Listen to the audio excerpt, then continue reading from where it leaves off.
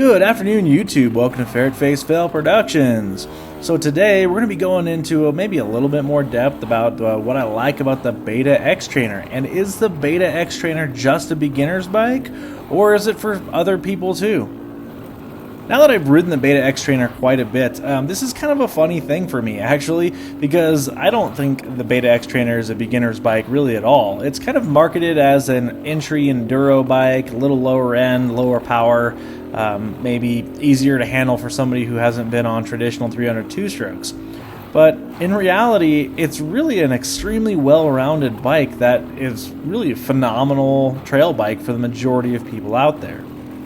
Now, a quick background on myself. I'm one of the owners of A&M Moto Toys. Meeker Extreme is my business partner there. So we do a lot of bike rentals. We own a lot of dirt bikes. We go through lots of dirt bikes. So I have a Riehu 300. We have the 300RR from Beta. We've just been through quite a number of bikes, GPX bikes, whatever.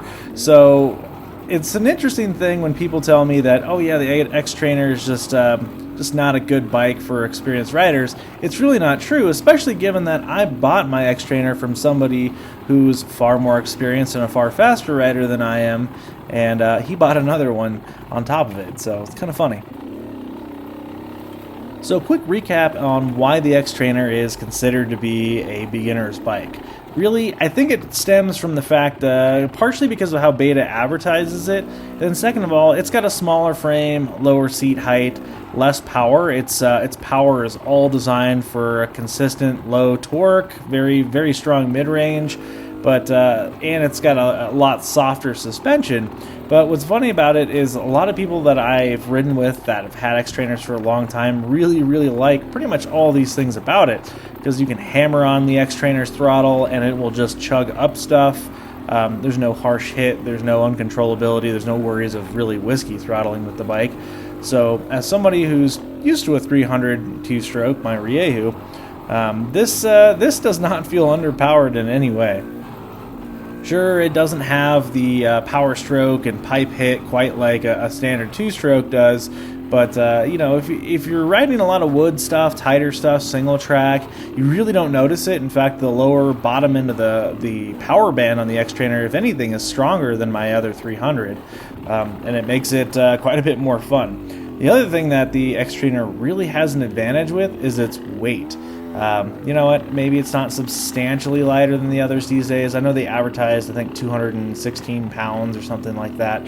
I haven't weighed it yet, so I can't tell you exactly what the bike weighs, but it does feel quite a bit lighter, and part of that's probably because it sits lower. I know the more you lower the center of gravity, sometimes just the better feel that you get. Now, the weight is not just the only thing, nor is the height. The soft suspension is something that I personally really like.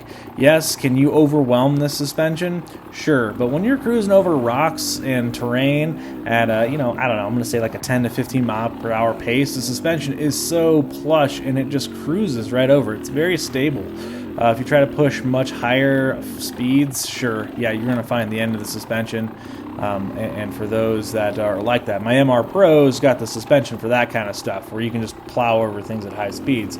But I find a lot of the track that I've been riding recently, the Xtrainer has actually given me quite a bit more confidence, if anything.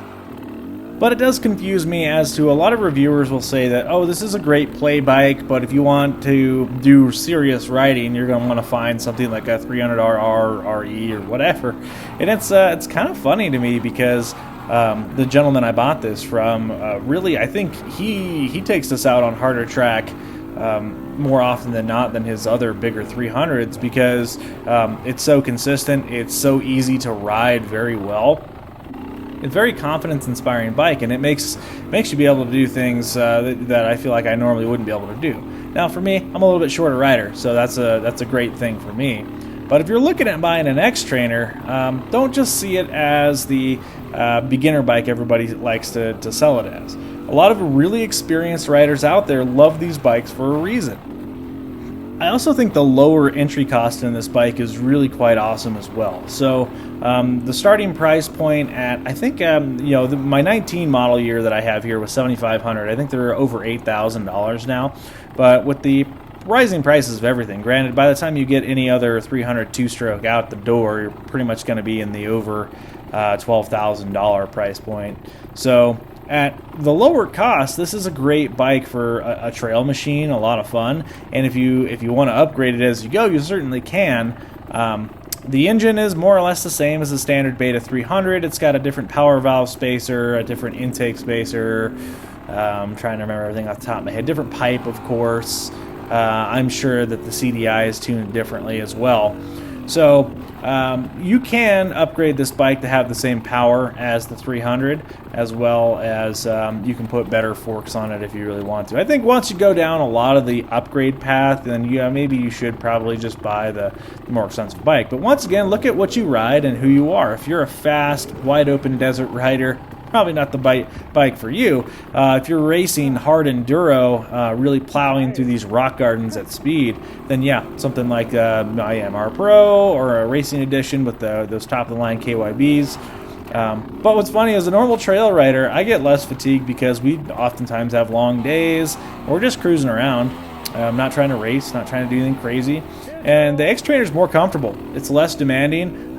Throwing the bike around requires less energy, so it is a comfortable, fun trail machine. And I feel like this is something that is maybe akin to dirt bikes and trail machines from the 80s and 90s almost, where you go out and you have fun with your buddies and you ride. The fact of the matter is most of my customers, most people I ride with, they just want to go out and have a fun weekend. Not everybody rides 3-4 times a week. Not everybody has that skill level to really utilize KYBs and 70 horsepower out of a two-stroke or whatever. So having a machine at a lower price point that still offers a two-stroke with really awesome low-end torque and a really great power band, that's pretty sweet. I really have to say that this is a bike I wish I had bought years ago.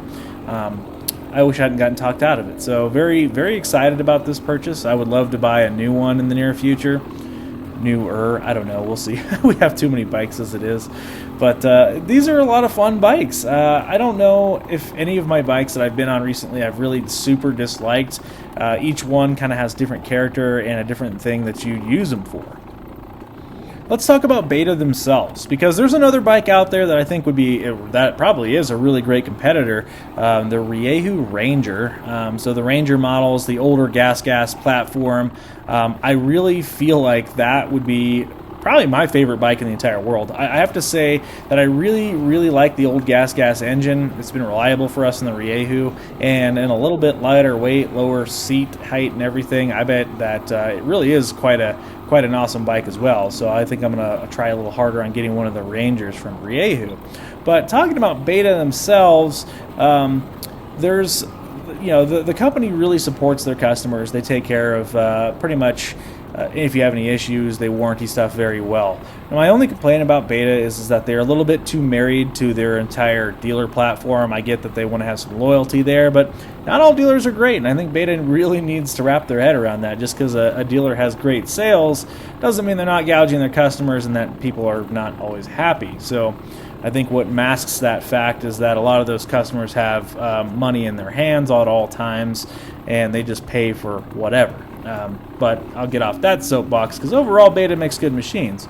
Now the year that I have, they're known for some electrical problems, and the check engine light will come on, which you'll want to check the oil injection system. But overall, very robust. And I think they've ironed out almost all those issues with the modern bikes.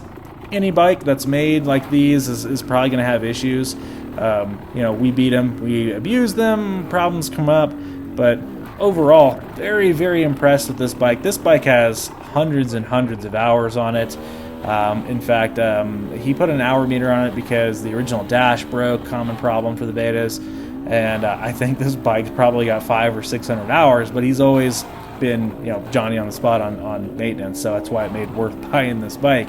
But it's just a testament to how well these are built, how reliable they are.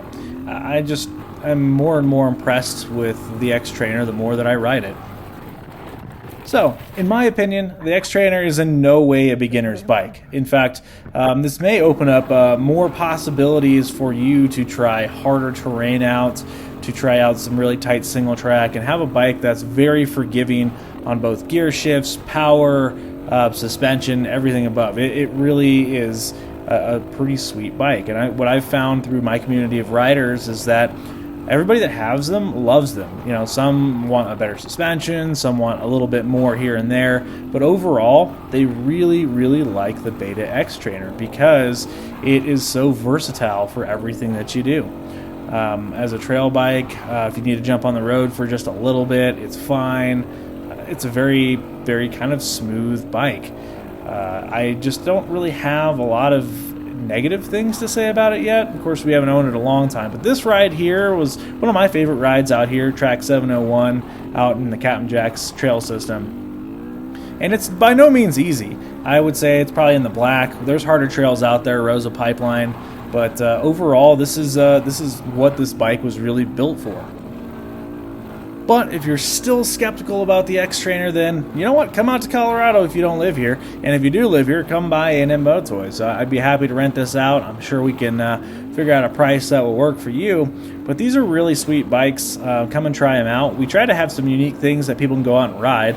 I know everybody likes the KTMs and Huskies and blah, blah, blah.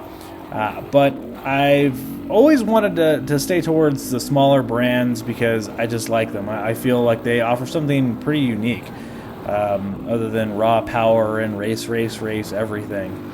The Rieju MR Pro is a sweet bike. The Beta Xtrainer here is going to be a lot of fun out on the trails.